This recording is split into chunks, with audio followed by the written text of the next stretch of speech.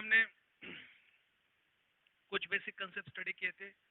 Light and optical instrument, ये जो topic है उस कंसेप्ट से रिलेटेड, जैसे डिस्पर्शन फेनोमेना है, प्रिज्म के कुछ कंसेप्ट थे, बाद में रेनबो का कंसेप्ट था।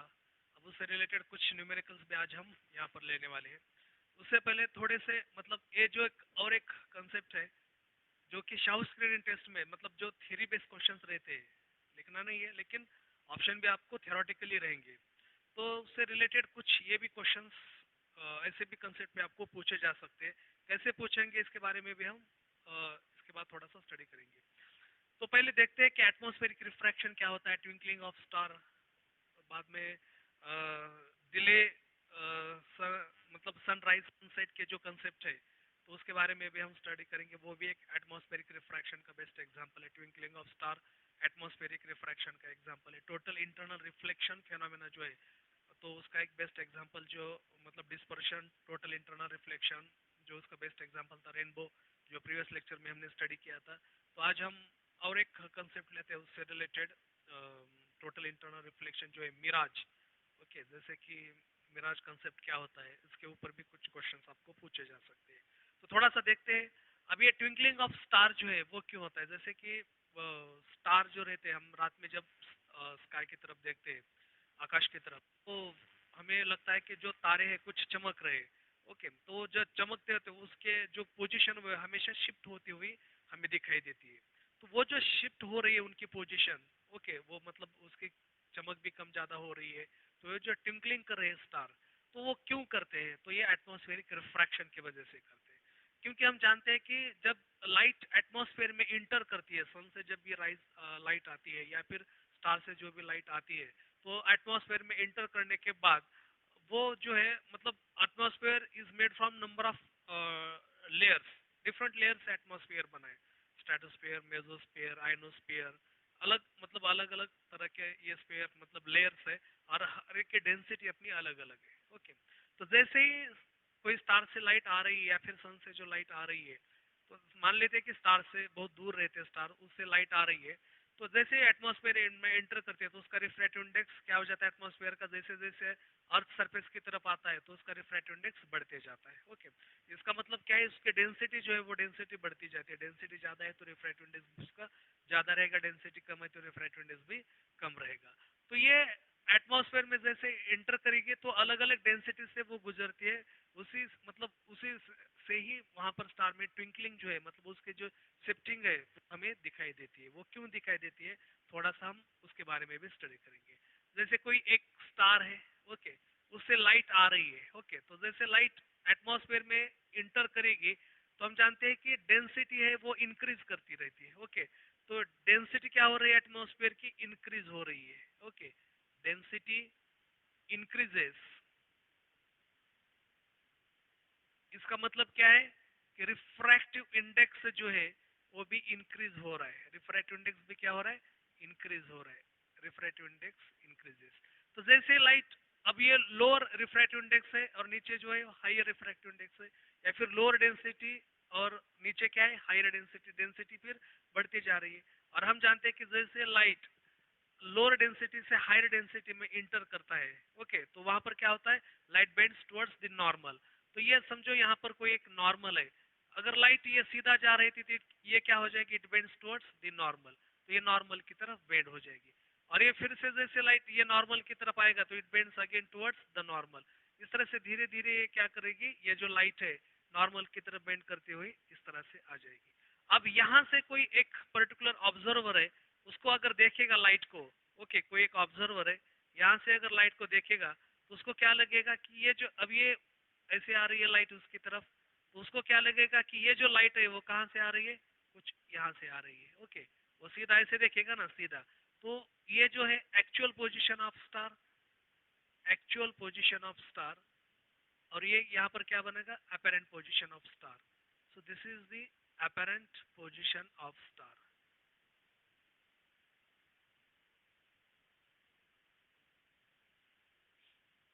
समझ में आ रहा है। तो एक्चुअल तो पोजीशन ये थी, तो जैसे लाइट स्टार से आ रही है अर्थ सरफेस की तरफ, ओके, ये कोई अर्थ पे सरफेस पे कोई एक ऑब्जर्वर वहां पर बैठा है, तो जैसे लाइट आ जाएगी it bends towards the normal.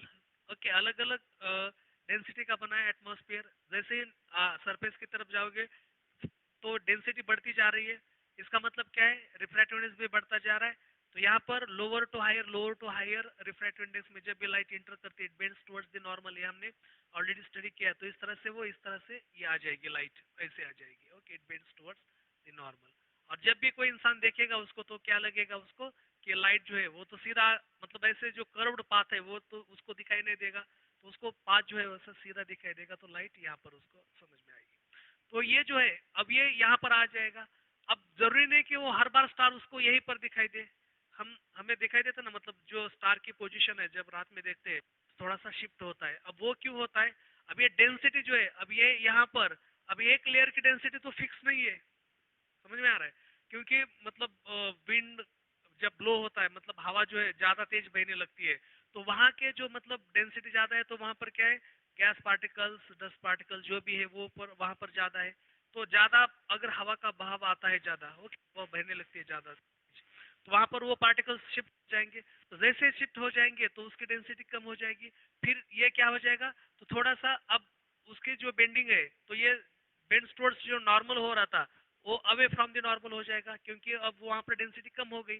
तो अचानक से क्या हो जाता है, उसी पाथ में कभी ज्यादा डेंसिटी वाले पार्टिकल्स आ रहे हैं, कभी कम डेंसिटी वाले पार्टिकल्स वहां पर आ रहे हैं। ओके, क्योंकि ये हवा जो है वो तेज बहने लगती है। तो इस तरह से क्या हो जाता है, ये बार बार इस तरह से झिकझैक पोजीशन में लाइट यहाँ पर एटमॉस्फेयर में जब आती है तो इस तरह से आ जाती है। तो ये भी है शिफ्टिंग, कभी यहाँ पर दिखाई देगा, कभी यहाँ पर, कभी यहाँ पर, कभी यहाँ पर। इस तरह से उसकी पोजीशन हमेशा चेंज भी हो जाती है। तो ये होता है ट्विंकलिंग ऑफ स्टार। ओके, तो ये बेस्ट एग्जांपल। इसके ऊपर भी कुछ थियरी बेस्ड क्वेश्चंस आपको पूछे जा सकते हैं, मतलब ऑप्शन जो है आपको थियरी बेस्ड रहते हैं, बाद में देखेंगे उसके बारे में। अब ये तो हो गया ट्विंकलिंग ऑफ स्टार। अब देखते हैं कि advanced sunrise and delayed sunset ये क्या होता है। Advanced sunrise and delayed sunset, advanced sunrise and delayed sunset. ज्यादा डेप्थ में नहीं जाना है हमें, बस थोड़ा सा जो शाउ स्क्रीन टेस्ट में आपको जिस तरह से उसको पूछा जा सकता है वो हम यहाँ पर स्टडी करेंगे। ओके, अब अब होता क्या है, advanced sunrise and delayed sunlight में हम देखते हैं कि जब ये सूरज सनराइज होने से पहले वो हमें 2 मिनट हमें दिखाई देता है हॉरिजॉन से। ओके, और बाद में मतलब वो सनसेट हो भी जाता है। ओके, सूरज डूबने के बाद भी वो 2 मिनट हमें दिखाई देता है, उसके बाद भी, और सूरज उगने से पहले भी हमें 2 मिनट दिखाई देता है। तो ये ऐसा क्यों होता है, तो ये भी एटमॉस्फेरिक रिफ्रैक्शन की वजह से होता है। सो इसको बोलते हैं advance sunrise and delayed sunset. ये किस तरह से होता है हम देखते हैं। ये कोई एक अर्थ, ओके, और ये जो है उसका एटमॉस्फियर, अर्थ का क्या है, एटमॉस्फियर, इस तरह से एटमॉस्फेयर। और ये रहेगा यहाँ पर हॉरिजॉन जो है। अब जैसा हॉरिजॉन की जो पोजीशन है तो यहाँ पर लेंगे हम,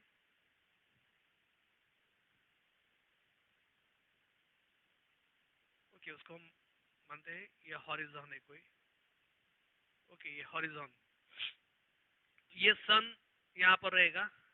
अब जैसे सन से लाइट, अब ये तो अभी सूरज मतलब सनराइज नहीं हुआ है अभी तक। ओके, ये सनराइज वाली पोजीशन है, ये सनराइज वाली, और यहाँ पर हम सनसेट वाली देखेंगे, सनसेट वाली पोजीशन। ओके, तो ये क्या होता है, जैसे ही लाइट यहाँ पर इंटर करती है, जैसे ये लोअर डेंसिटी है, ओके, और ये हायर डेंसिटी है। ओके, तो जैसे एटमॉस्फेयर में इंटर कर जाती है लाइट, तो ये हायर अर्थ के सरफेस की तरफ जब भी लाइट आती है तो हायर डेंसिटी इस तरह से उसकी हो जाती है।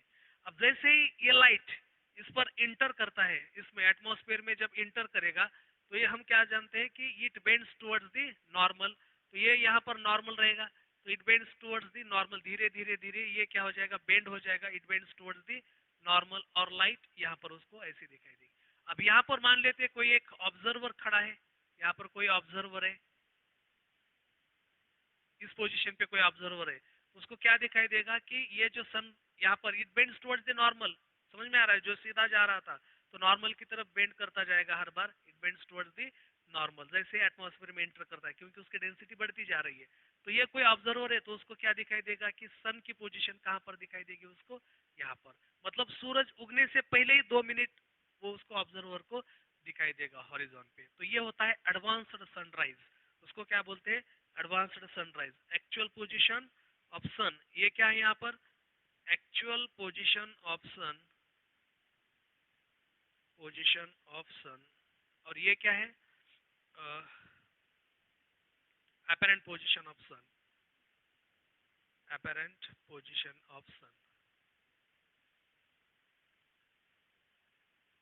तो ध्यान देना ये एटमॉस्फेरिक रिफ्रैक्शन की वजह से।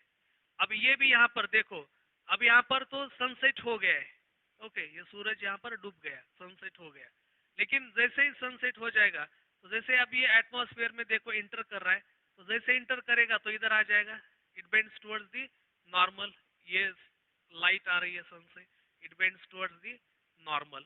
तो यहाँ से ऑब्जर्वर यहाँ पर है तो उसको क्या दिखाई देगा कि सन जो है एक्चुअली कहाँ पर है, इस पोजीशन पे। तो एक्चुअल पोजीशन ये रहेगी उसकी, एक्चुअल पोजीशन ऑफ सन, और ये रहेगी यहाँ पर apparent position, apparent position of sun. समझ में आ रहा है? तो ये ऑब्जर्वर को यहाँ से दिखाई देगा, क्योंकि ये तो सीधा ही देखेगा ना। तो लाइट जैसे आ रही है, इंटर एटमॉस्फेयर में इंटर करेंगे, it bends towards the normal, तो ये नॉर्मल की तरफ बेंड करेगी, डेंसिटी उसकी बढ़ती जा रही है। तो ऑब्जर्वर यहाँ पर है तो उसको यहाँ पर दिखाई देगा। तो सनसेट होने के बाद भी वो हमें सन 2 मिनट वहां पर दिखाई देता है हॉरिजॉन पे। समझ में आ रहा है? तो ये होता है advanced sunrise and delayed sunset. तो ये अलग अलग एटमॉस्फेरिक रिफ्रैक्शन का ही एग्जांपल है। यहाँ पर रेयरर मीडियम, ये डेंसर मीडियम, और यहाँ पर डेंसिटी बढ़ती जा रही है जैसे अर्थ के सरफेस की तरफ हम जाते हैं। समझ में आ रहा है? तो ये होता है इस तरह से advance sunrise and delayed sunset. अब देखते हैं मिराज का कंसेप्ट, जो टोटल इंटरनल रिफ्लेक्शन पे बेस्ड है। वो रिफ्रैक्शन भी वहां पर होता है, लेकिन टोटल इंटरनल रिफ्लेक्शन की वजह से किस तरह से वहां पर हमें मिराज का जो कंसेप्ट है वो हमें दिखाई देता है। एक्चुअली मिराज क्या होता है ये भी हम देखेंगे। ओके,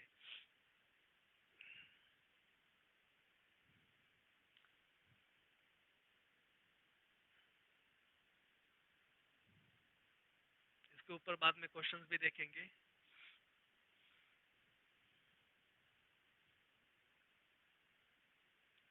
मिराज, अब देखते हैं इसके ऊपर। ये एग्जाम पॉइंट ऑफ व्यू बहुत ही इंपॉर्टेंट चैप्टर है, जैसे लाइट का जो पोर्शन है। तो ये इसमें बहुत सारे क्वेश्चंस शाउट स्क्रीनिंग टेस्ट में आपको पूछे जाते हैं इस चैप्टर से रिलेटेड, इसलिए उसके सारे कंसेप्ट हमें केयरफुली स्टडी करने हैं, और उससे रिलेटेड जो भी क्वेश्चंस आते हैं तो उसको भी हमें केयरफुली स्टडी करना है। तो मिराज बेसिकली होता क्या है हम देखेंगे। तो मिराज होता क्या है बेसिकली, मतलब जैसे डेजर्ट में हम देखते हैं, जैसे पूरा मतलब सनी डेज में या फिर मई अप्रैल मई मंथ में हम अगर किसी डेजर्ट में जाते हैं, तो डेजर्ट में जाने के बाद क्या होता है, वहां तो कोई वाटर नहीं रहता, वाटरी सरफेस नहीं रहता, लेकिन फिर भी अगर कोई पेड़ है तो उसको पेड़ के नीचे, जैसे हम वाटर में देखते हैं ना लेक के साइड में, मतलब कोई लेक है, पॉन्ड है, तो उसके साइड में जो पेड्स रहते हैं तो उसकी इमेज जो है उल्टी हमें वहां पर दिखाई देती है, क्योंकि वहां पर वाटर रहता है पूरा। ओके, तो वो सेम सिचुएशन जो है वो हमें डेजर्ट में दिखाई देती है। तो कोई एक पेड़ है तो नीचे उसके ऐसा लगता है कि वहां पर पेड़ के नीचे कोई वाटर है सरफेस पे, तो उसकी इमेज उल्टी पेड़ की हमें वहां पर दिखाई देती है। तो वो क्यों दिखाई देती है, तो टोटल इंटरनल रिफ्लेक्शन रिफ्रैक्शन, ये जो बेसिक कंसेप्ट है इसी का ही वो एग्जांपल है, वो डेजर्ट में हमें दिखाई देता है। और दूसरी बात ये है कि जैसे कि हम मई मंथ में सनी डेज में जैसे कि हम दोपहर में जाते हैं रोड पे ट्रैवलिंग करते हैं, तो हमें लगता है कि रोड पे कहीं ना कहीं तो एक पोजीशन पे वाटर है। तो जैसे जैसे हम उसके पास जाते हैं वाटर के पास, तो हमें लगता है कि वो वाटर आगे आगे है, मतलब और ज्यादा थोड़ा सा आगे रहेगा। तो ऐसा हमें क्यों देखा, एक्चुअली तो वहां पर कोई वाटर नहीं रहता, रोड पे तो कोई वाटर नहीं रहता पूरा, मतलब सनी डेज रहते हैं, दोपहर का टाइम रहता है, तो वहां से कोई बारिश भी नहीं है तो कोई पानी भी नहीं रहता, लेकिन फिर भी हमें वो दिखाई देता है वाटरी सरफेस। तो ये वाटरी रोड जो है वो क्यों दिखाई देता है, तो ये मिराज रहता है। ओके, तो वो देखते हैं एक्चुअली वो किस तरह से फॉर्म हो जाता है। जैसे कोई हम देखते हैं यहाँ पर एक पेड़ बनाते हैं, यहाँ पर एक सरफेस रहेगा इस तरह से, ये सरफेस, ओके, और यहाँ पर हम एक पेड़ बनाएंगे छोटा सा। उस कंसेप्ट को ध्यान से देखना, ये जो है वो क्यों होता है। अब इसकी इमेज हमें उल्टी जो है यहाँ पर दिखाई देती है। कैसे दिखाई देती है हम यहाँ पर देखेंगे। अब देखो यहाँ पर क्या हो रहा है थोड़ा सा ज्यादा बड़ा करेंगे उसको तो और ज्यादा समझ में आ जाएगा। अब पूरे मतलब सनी डेज में, पूरा मतलब समर में अप्रैल मंथ महीना है, तो हम देखते हैं कि ये जो सरफेस रहता है अर्थ सरफेस, तो ये ज्यादा हॉट रहता है। ओके, अगर ज्यादा हॉट है, ज्यादा गर्म है, तो यहाँ पर उसकी डेंसिटी क्या रहेगी, कम रहेगी। एयर पार्टिकल्स थोड़े से दूर दूर रहेंगे ना यहाँ पर, तो यहाँ पर क्या हो जाएगा, ये जो है इसका रिफ्रैक्टिव इंडेक्स यहाँ पर कम रहता है। बस इसी हाइट के लिए हम यहाँ पर देख रहे हैं। ओके, तो ज्यादा कंफ्यूज मत होना, क्योंकि हमने पहले देखा था कि जैसे मतलब एटमॉस्फेयर अर्थ के सरफेस की तरफ आ रहे हैं तो डेंसिटी बढ़ती जा रही है। वो एक पर्टिकुलर लेयर की है, मतलब वो 80 किलोमीटर के लेयर्स रहते हैं, उसी के लिए हमने ये बात कही थी। लेकिन अब तो ये 80 किलोमीटर इतनी हाइट पे तो हम नहीं जा रहे, बस हम अर्थ के सरफेस से थोड़ी सी हाइट पे जा रहे हैं, जो कि जैसे पेड़ का जो हाइट है उतने। तो यहाँ पर देखते हैं कि सरफेस जो है बहुत ही हॉट होता है। तो ये जो है वेरी हॉट, हम 4 लेयर्स में उसको क्या करेंगे, डिवाइड करेंगे। ये जो है वेरी हॉट, उसके बाद में आ जाएगा हॉट। ओके, ये जो अगला लेयर है इस तरह से हम यहाँ पर लिखेंगे हॉट, थोड़ा सा दूर लिखेंगे, बाद में रिफ्रैक्शन भी देखना है हमें। ये पहला जो है वेरी हॉट, ये सरफेस है। Okay, surface very hot, hot 4 layers में मैं उसको डिवाइड कर रहा हूँ। और ये जो है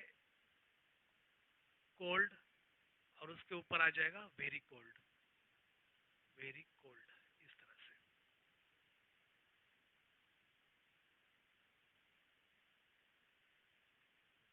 4 सेगमेंट में हमने उसको डिवाइड कर दिया। ओके,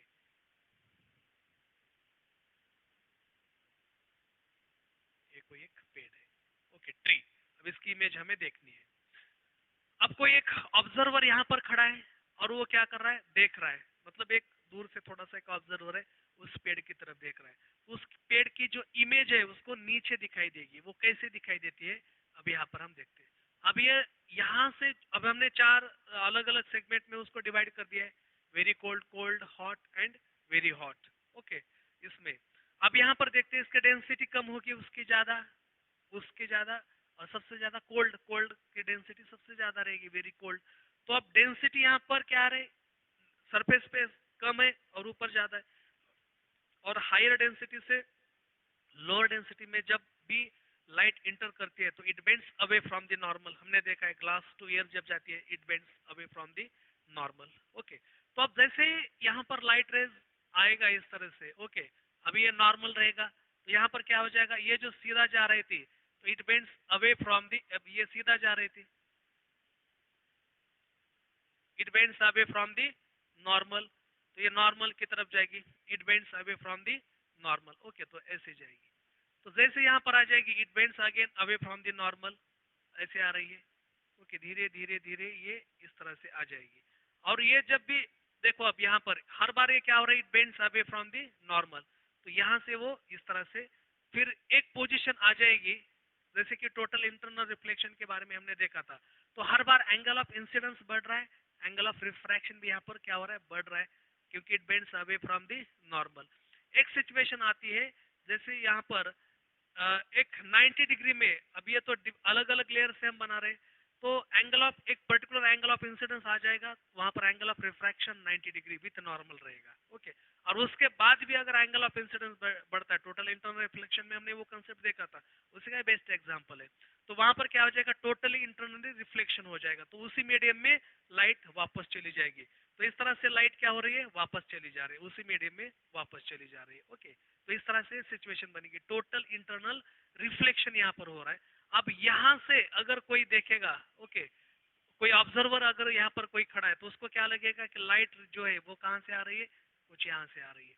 तो ये जो है उसकी इमेज, वो जो पेड़ है उसकी इमेज उसको क्या होगी, अब उसको पेड़ वहां पर नहीं दिखाई देगा, उसको कहाँ पर दिखाई देगा, यहाँ पर। तो ये इस तरह से आ जाएगा सामने, ऐसे आ जाएगा।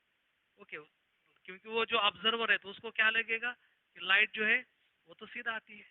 तो इस तरह से ये मिराज का कंसेप्ट बनेगा। समझ में आ रहा है? तो यही रहता है मिराज। वहां पर तो कोई वाटर सरफेस नहीं है, फिर भी वहां पर पेड़ जो है उसकी इमेज उल्टी वहां पर उसके नीचे हमें दिखाई देती है। So that is the concept. Okay, mirage का कंसेप्ट। तो इसके ऊपर भी क्वेश्चंस बने, मतलब आपको पूछे जाते हैं। तो हर बार हमने यहाँ पर एक कंसेप्ट लगा दिया total internal reflection phenomena. Light जैसे ही हायर रिफ्रैक्टिव इंडेक्स से लोअर रिफ्रैक्टिव इंडेक्स में जाती है, या फिर हायर डेंसिटी से लोअर डेंसिटी में जाती है, it bends away from the normal. हर बार वो नॉर्मल से दूर होती जा रही है, और एक पर्टिकुलर सिचुएशन आती है जहाँ पर angle of incidence that is greater than critical angle. तो उससे अगर एंगल ऑफ इंसिडेंस उससे ज्यादा बढ़ाते हैं हम, तो वहाँ पर लाइट टोटल इंटरनली रिफ्लेक्ट हो जाएगा। समझ में आ रहा है? तो इस तरह से ये मिराज का कंसेप्ट हमें दिखाई देता है। ओके, अब इसके ऊपर क्वेश्चंस किस तरह से पूछे जाते हैं ये भी हम यहाँ पर देखेंगे।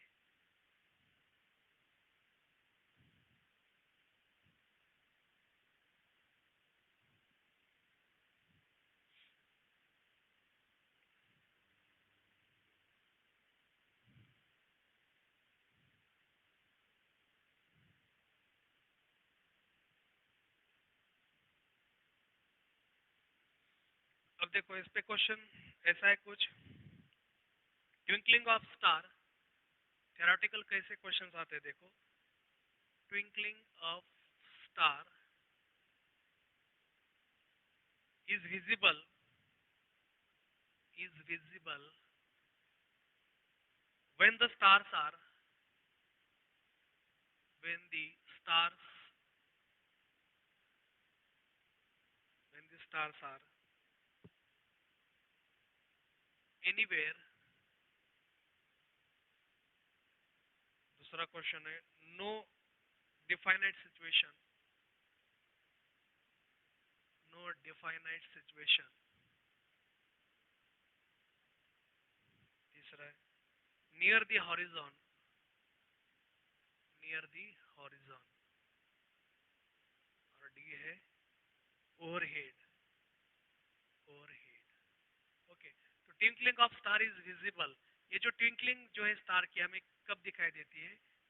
When the stars are no definite situation anywhere near the horizon overhead. तो नियर द हॉरिजॉन जब भी रहती है तब हमें ट्विंकलिंग ऑफ स्टार जो है वो दिखाई देता है। ओके, दूसरा क्वेश्चन देखते हैं इसके ऊपर।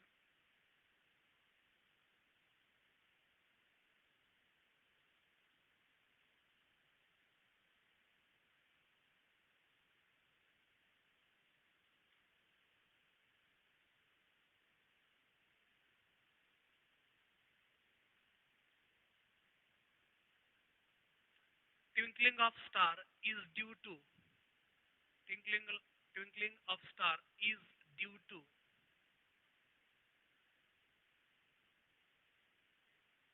ये क्यों होता है? तो पहला है यहाँ पर रिफ्लेक्शन, पहला ऑप्शन रिफ्लेक्शन की वजह से होता है क्या? नहीं होता है। दूसरा है डिस्पर्शन, उसकी वजह से होता है क्या? नहीं होता है, डिस्पर्शन। तीसरा जो है एटमॉस्फेरिक रिफ्रैक्शन, एटमॉस्फेरिक रिफ्रैक्शन। तो ये एटमॉस्फेरिक रिफ्रैक्शन का एग्जांपल है, हमने अभी देखा था। ओके, और इसमें लास्ट वाला जो ऑप्शन था वो था none of these, none of these. तो हम जानते हैं, अभी हमने देखा एटमॉस्फेरिक रिफ्रैक्शन की वजह से ट्विंकलिंग ऑफ स्टार जो है वो हमें दिखाई देता है। ओके, अब ये स्टार ही क्यों ट्विंकल करते हैं? कभी कभी ये भी पूछा जाता है, मतलब स्टार ही क्यों ट्विंकल करते हैं, प्लैनेट्स जो रहते हैं वो क्यों नहीं ट्विंकल करते? ओके, तो मतलब प्लैनेट्स ट्विंकल क्यों नहीं करते? क्योंकि ये अर्थ के बहुत ही पास है। ओके, अर्थ के बहुत पास होने की वजह से उससे जो लाइट आ रही है तो एक बड़े मतलब इसमें आ जाती है, और जो स्टार रहते हैं बहुत दूर रहते हैं, बहुत दूर से जब लाइट आती है तो ये रिफ्रैक्शन भी उसका वहां पर बढ़ता जाता है। ओके, तो एक हम ये भी देखते हैं कि प्लैनेट्स कभी ट्विंकल नहीं करते, सिर्फ स्टार ही ट्विंकल करते हैं। ओके, दूसरा क्वेश्चन इस तरह से भी इसके ऊपर पूछा जा सकता है।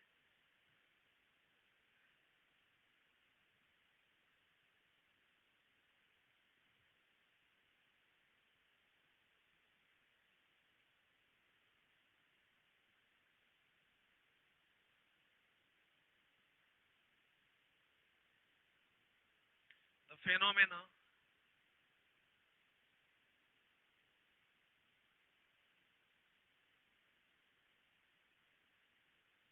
of mirage is seen due to is seen due to, तो पहला ऑप्शन है इसमें total dispersion,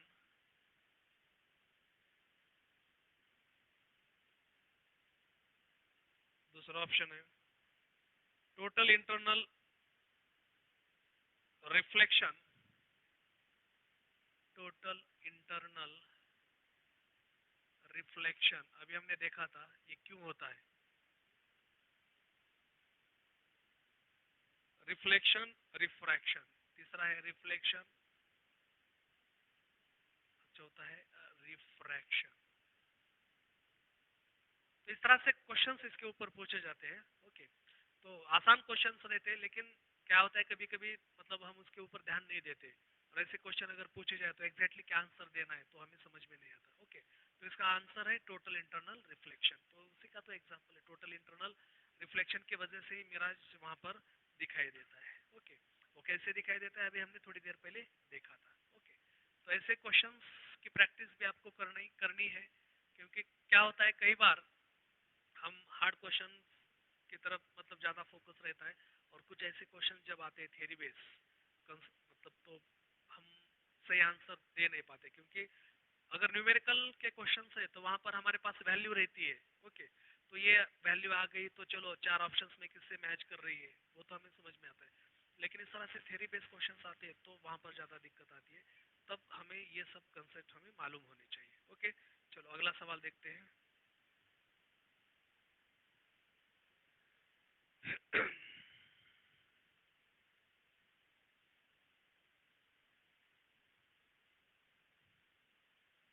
for which colour,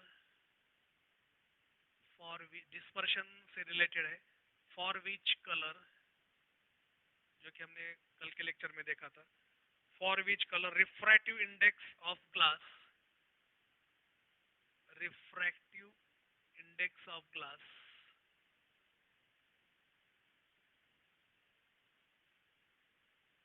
is maximum, is maximum.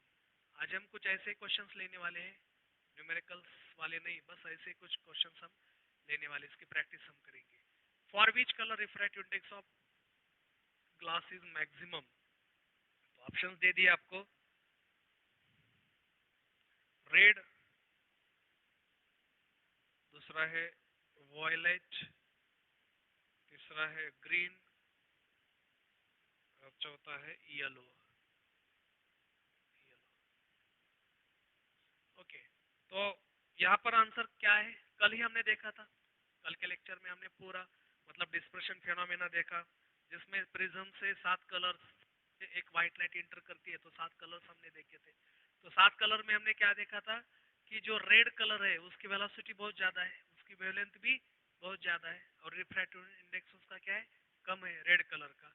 और वायलेट कलर की स्पीड कम है, वेवलेंथ कम है, लेकिन रिफ्रैक्टिव इंडेक्स उसका ज्यादा है। इस तरह से हमने कल देखा था ना। तो इसीलिए ये मतलब जो स्पेक्ट्रम के फॉर्म में जो अलग अलग दिखाई देते हैं वो इसीलिए तो दिखाई देते हैं क्योंकि स्पीड अलग है, वेवलेंथ अलग है, रिफ्रैक्टिव इंडेक्स अलग है। तो हर एक कलर स्क्रीन पे हमें अलग अलग दिखाई देता है। जैसे ग्लास प्रिज्म से हम लाइट, व्हाइट लाइट को पास करते हैं, व्हाइट लाइट में एक्चुअली 7 कलर्स रहते हैं, लेकिन हमें वो दिखाई नहीं देते। क्यों नहीं दिखाई देते, उसकी मतलब यहाँ से जब गुजर जाते हैं तो स्पीड उसकी सेम ही रहती है। ओके, तो हमें दिखाई नहीं देता, लेकिन जब भी हम प्रिज्म थ्रू उसको पास करते हैं तो उसकी स्पीड अलग अलग हो जाती है, क्योंकि हर एक का रिफ्रैक्टिव इंडेक्स अलग अलग है, वेवलेंथ अलग अलग है। तो यहाँ पर पूछा है for which colour refractive index of glass is maximum, तो वायलेट कलर जो है उसका रिफ्रैक्टिव इंडेक्स ज्यादा है, और रिफ्रैक्टिव इंडेक्स और वेवलेंथ इनवर्सली प्रोपोर्शनल है। Refractive index and velocity inversely proportional है, velocity and wavelength directly proportional है, ये भी हमने कल देखा था। तो ऐसे जो क्वेश्चंस है इसमें बहुत ज्यादा बच्चे कंफ्यूज हो जाते हैं, मतलब अगर उनको ये मालूम नहीं है तो उसका आंसर सही सही वो बता नहीं पाते, क्योंकि वहां पर कोई कैलकुलेशन नहीं है।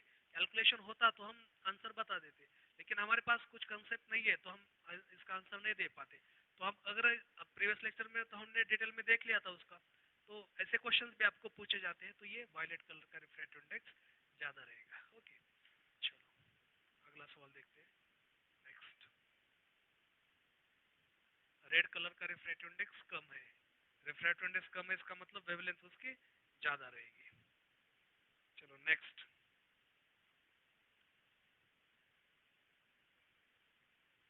which of the color which of the color of visible light, which of the color of visible light, visible light has minimum wavelength, has minimum wavelength। अब इसका आंसर भी आपको मतलब आपको ही देना है। ओके, तो क्या आ जाएगा देखो, तो आपको चार ऑप्शन देता हूँ, मिनिमम वेवलेंथ वाले हैं। ओके, तो ये पहला ऑप्शन है वॉयलेट, दूसरा ऑप्शन है यहाँ पर रेड कलर, तीसरा ऑप्शन है येलो कलर, और चौथा ऑप्शन है यहाँ पर ग्रीन कलर, ग्रीन। तो क्या आ जाएगा देखो, which of the colour of visible light has minimum wavelength.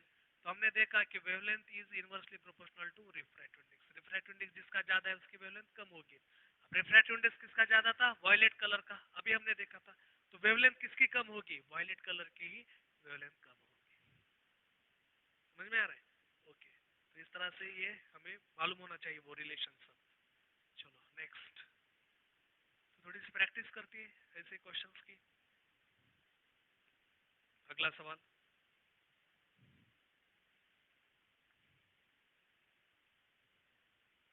which color suffers, which color suffers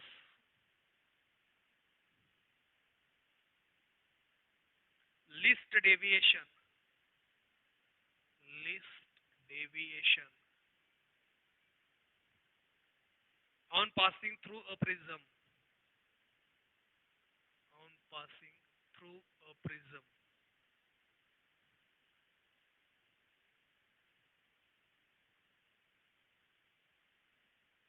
तो पहला ऑप्शन है रेड, दूसरा ऑप्शन है वॉयलेट, तीसरा ऑप्शन है इंडिगो, और चौथा ऑप्शन है ब्लू। तो देखो, which color suffers least deviation on passing through a prism। Come bend कौन सा कलर होता है, तो वेलोसिटी जिसकी ज्यादा होगी वो कम बेंड होगा, जिसकी वेवलेंथ ज्यादा होगी वो कम बेंड होगा। अब वेलोसिटी किसकी ज्यादा है, रेड कलर की, तो वो कम बेंड होगा। ओके, डेविएशन, कल कल ही हमने देखा था ना ये प्रिज्म वाला कंसेप्ट। इस तरह से व्हाइट लाइट जब हम इंटर करते हैं तो 7 कलर्स में वो सेपरेट होती थी, इस तरह से 7 कलर्स। ओके, ऊपर वाला सबसे ऊपर कौन था, रेड कलर, ये रेड वाला, और सबसे नीचे वॉयलेट था। अभी ये क्या है, यहाँ पर यहाँ से जो एंगल रहेगा, ओके, तो ये जो है एंगल, तो डेविएशन वाला रहता है।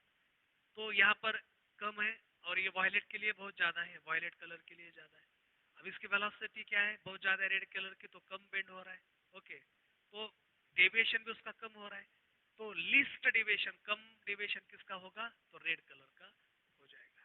कल ही देखा था ना, तो इसलिए तो हमने कल पहले कंसेप्ट ले लिए, और उसके बाद उसके ऊपर जो क्वेश्चंस आपको पूछे जा सकते हैं। ओके, तो अब बस यहाँ पर प्रैक्टिस के तौर पर तो हम कुछ ले रहे हैं, लेकिन अगर आपको ये कंसेप्ट ज्यादा डिटेल में मालूम है, चाहे मतलब रेड और इसके बीच में कौन सा भी कलर वो पूछ सकते हैं, या फिर उससे उस कंसेप्ट से रिलेटेड कोई भी क्वेश्चन अगर आपको पूछा जाए तो आपको उसका आंसर आना चाहिए। इसलिए जो भी इम्पोर्टेंट पार्ट है जो शाउट स्क्रीनिंग टेस्ट में आपको पूछा जा सकता है, तो वैसे थोड़ी सी कंसेप्ट भी लेंगे और कुछ न्यूमेरिकल्स भी, या फिर कुछ इस तरह से मल्टीपल चॉइस क्वेश्चंस भी हम यहाँ पर ले सकते हैं। अगला सवाल,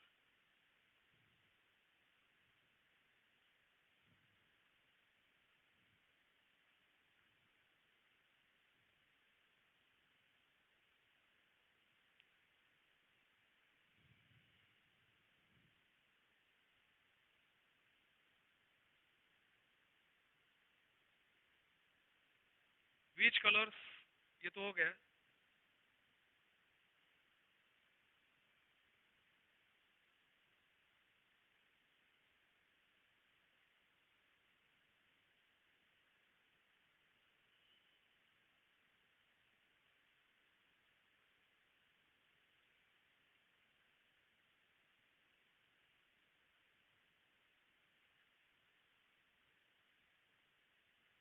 Which of the following statement, which of the following statement, statement ध्यान में देख, मतलब देखो, which of the following statements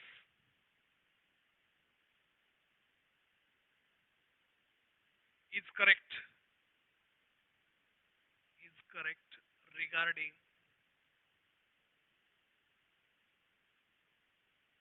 the propagation of light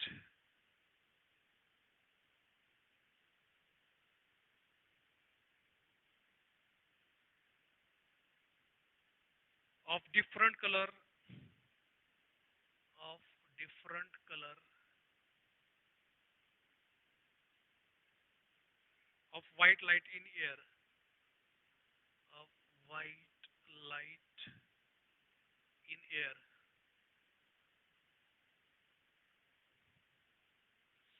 तो पहला है option, red light moves fastest.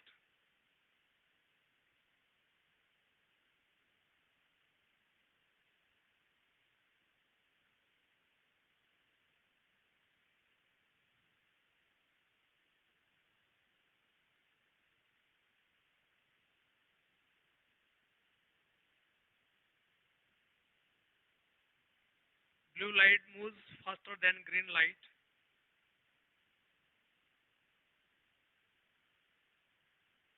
Blue light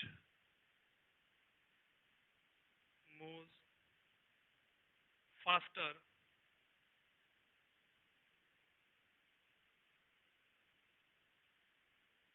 than green light.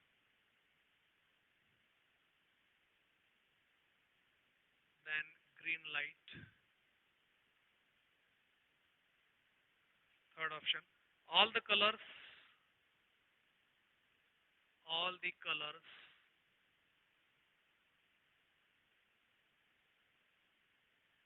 of the white light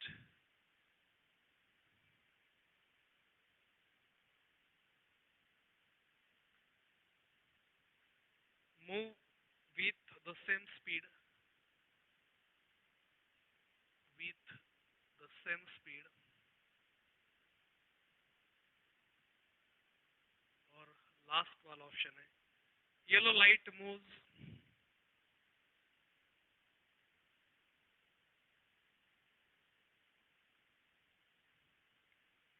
with the mean speed,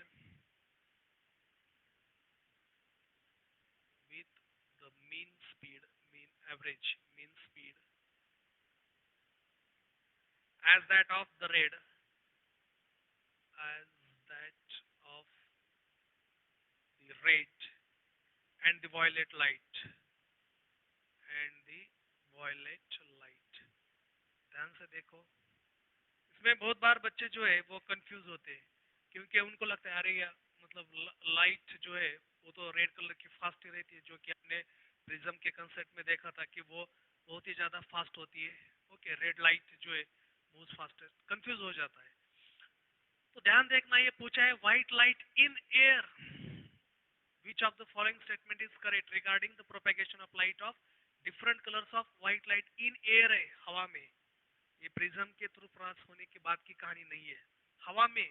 तो हवा में क्या है, एयर में all the colours of the white light moves with the same speed. तो सभी colour जो है सेम स्पीड से ही मूव करते हैं व्हाइट लाइट के, इसलिए तो व्हाइट लाइट दिखाई देती है. तो ये करेक्ट ऑप्शन है सी वाला. ये तो कब की कहानी है, जब वो प्रिज्म से हम पास करेंगे. वो चाहे क्या है, एयर में. तो ऐसा थोड़ा सा मतलब जो ऐसे थियरी बेस्ड क्वेश्चंस रहते हैं, तो वहां पर थोड़ा सा देखना पड़ता है कि वहां पर क्या एक्चुअली है, क्योंकि बहुत बार देखते हैं अरे बच्चे ये ऑप्शन दिख रहा है चलो उसको ठीक करते हैं. तो ऐसा नहीं होना चाहिए, समझ में आ रहा है. तो ये हो गई इस तरह से, मतलब जो थियरी बेस्ड क्वेश्चंस इस पे पूछे जा सकते हैं, कुछ तो कंसेप्ट के तौर पर हमने यहाँ पर ले लिए।